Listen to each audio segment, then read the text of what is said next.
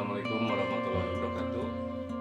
Bapak dan Ibu yang saya hormati, saat ini saya sedang menyusun rencana pembelajaran di semester 1 tahun pelajaran 2020-2021. Seperti yang kita ketahui, sesuai dengan surat edaran Menteri Pendidikan dan Kebudayaan nomor 4 tahun 2020, salah satu diantaranya yaitu tentang pembelajaran jarak jauh. Jadi untuk pembelajaran semester 1 tahun pelajaran 2020-2021 sudah dipastikan kita melakukan pembelajaran jarak jauh atau nanti peserta didik kita belajar di rumah. Oleh karena itu rencana pembelajaran yang akan kita susun itu harus menyesuaikan dengan kondisi belajar di rumah.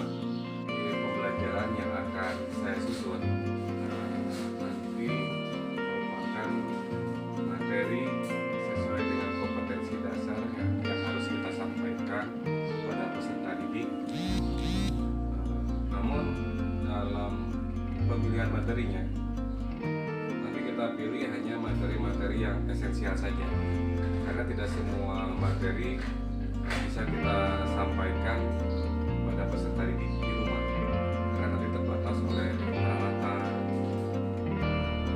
sarana prasarana, kemudian peraturan tidak boleh berkelompok atau physical distancing atau social distancing, sehingga beberapa materi tidak bisa tersampaikan secara aspek keterampilannya. Misalnya untuk permainan olahraga bola besar, kemudian permainan bola kecil, karena itu kan nanti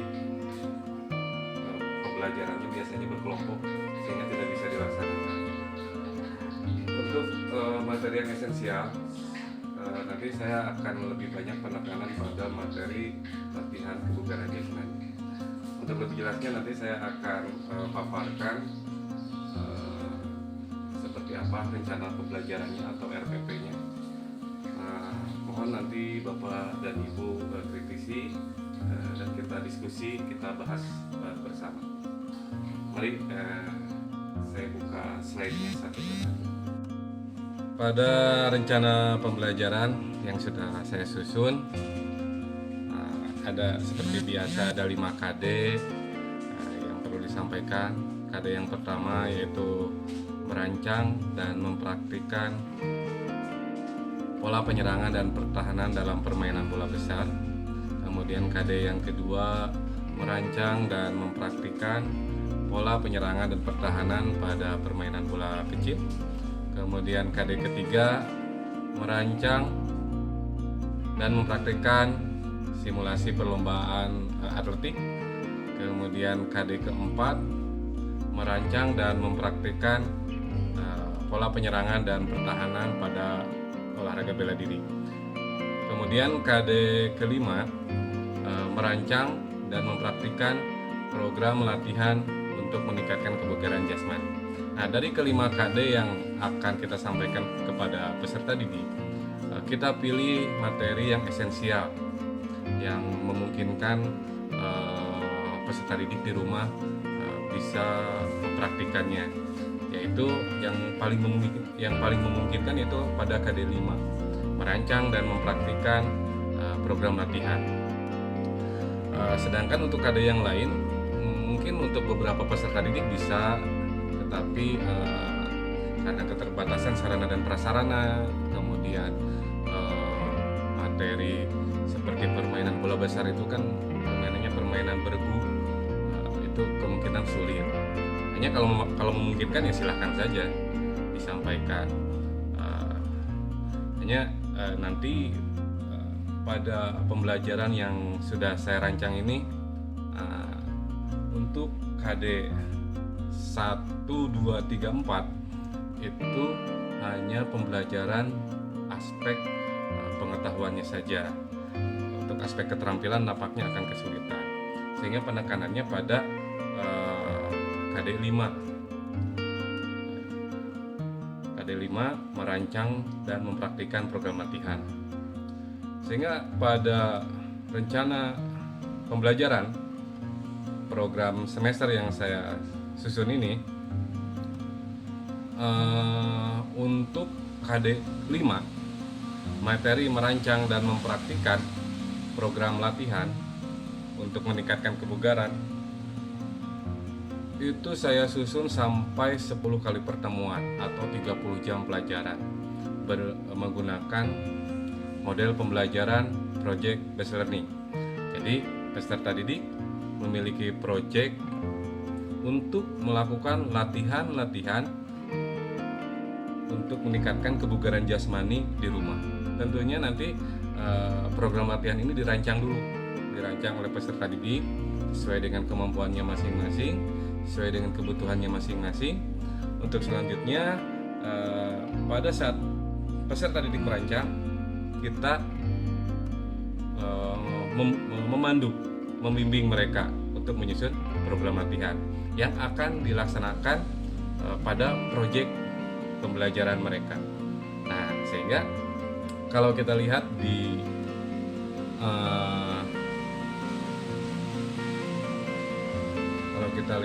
di rencana pembelajaran yang sudah saya susun, itu menyebar untuk KD kelima ini. Di pertemuan pertama ada 4 pertemuan, itu kita merancang terlebih dahulu, merancang program latihan, kita bantu peserta didik kita. Kemudian setelah itu lakukan pretest untuk mengetahui kondisi kebugaran mereka di awal latihan seperti apa. Lakukan pretest. Kemudian setelah itu mereka secara rutin mempraktikkan latihan-latihan yang sudah mereka rancang sebelumnya yang dibantu oleh kita. Latihan-latihan.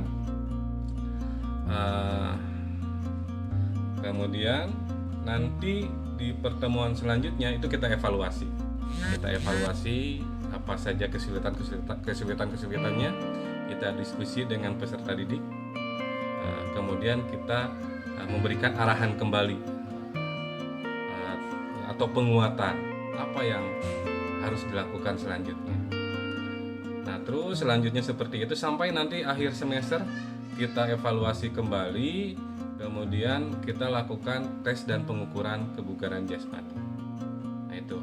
Nah, untuk materi KD yang lain juga tetap kita sampaikan, hanya durasi waktunya cukup hanya beberapa pertemuan saja. Kalau dilihat di sini untuk permainan bola besar 3 kali pertemuan itu untuk 3 materi. Jadi satu materinya tuh hanya 1 pertemuan saja. Permainan sepak bola 1 pertemuan, bola voli 1 pertemuan, bola basket 1 pertemuan. Bapak dan Ibu, saat ini rancangan RPP, rencana pelaksanaan pembelajaran yang saya buat mengacu kepada surat edaran Mendikbud nomor 14 tahun 2019 dengan format 1 lembar, dimulai dari tujuan pembelajaran dari KD 5 ini, yaitu untuk merancang dan mempraktikkan latihan kebugaran jasmani terkait kesehatan dan keterampilan. Kegiatan pembelajarannya untuk pertemuan yang pertama dan kedua, yaitu yang pertama peserta didik kita ajak untuk memahami definisi dari kebugaran jasmani. Kemudian yang kedua, mengkategorikan komponen kebugaran jasmani terkait kesehatan dan keterampilan. Jadi mulai diuraikan komponen-komponen kebugaran jasmani itu apa saja, yang terkait kesehatan apa saja, yang terkait keterampilan apa saja. Kemudian pada pertemuan kedua nanti peserta didik kita pandu untuk menyusun dan mencoba bentuk-bentuk latihan masing-masing dari komponen kebugaran jasmani tadi yang pertemuan sebelumnya. Kemudian pada pertemuan ketiga dan keempat peserta didik kita ajak untuk merancang dan mencoba latihan kebugaran jasmani yang akan dilakukan di rumah nanti untuk proyek. Kemudian di pertemuan kelima, sebelum nanti peserta didik melaksanakan proyek mempraktikkan hasil rancangan program latihan kebugaran jasmaninya, dilakukan dulu pretest tes kebugaran jasmani untuk sebagai catatan mereka awalnya dari mana ya. Nah, di pertemuan ke-6, ke-7 dan ke-8 baru peserta didik kita ajak untuk mempraktikkan rancangan latihan kebugaran jasmani yang sudah mereka susun. Kemudian di selanjutnya masih di pertemuan ke-6, ke-7 dan ke-8. Jadi pada saat peserta didik mempraktikkan hasil rancangannya, kita ajak diskusi juga. Kita ajak diskusi tentang latihan yang sudah mereka lakukan, kemudian mengkoreksi kesalahan-kesalahan yang terjadi. Jadi di sini ada penguatan juga nanti. Kita diskusi dengan peserta didik. Kemudian di pertemuan ke-9 kembali peserta didik di akhir semester nanti. Ini pertemuan ke-9 kita rancang di akhir semester kembali melakukan tes kebugaran jasmani. Tentunya diharapkan nanti hasilnya bisa lebih baik dari awal semester. Dan pertemuan terakhir melakukan refleksi dan konfirmasi dilakukan baik untuk peserta didik maupun kita sebagai guru terhadap kelemahan dan kekuatan dalam pembelajaran. Itu rencana pembelajaran kita untuk KD 5 yang materi yang esensi untuk kondisi COVID-19 ini. Sedangkan nanti untuk penilaiannya, nanti tetap kita melakukan penilaian terhadap 3 aspek. Yang pertama untuk aspek keterampilan, nanti peserta didik mempraktikkan untuk penilaian proses. Mereka nanti melakukan laporan-laporan latihan kebugaran jasmani yang mereka lakukan di rumah. Jadi berbentuk proyek tentunya kan. Nah, kemudian untuk penilaian produk atau hasilnya nanti peserta didik melakukan tes kebugaran jasmani. Kemudian untuk aspek pengetahuan,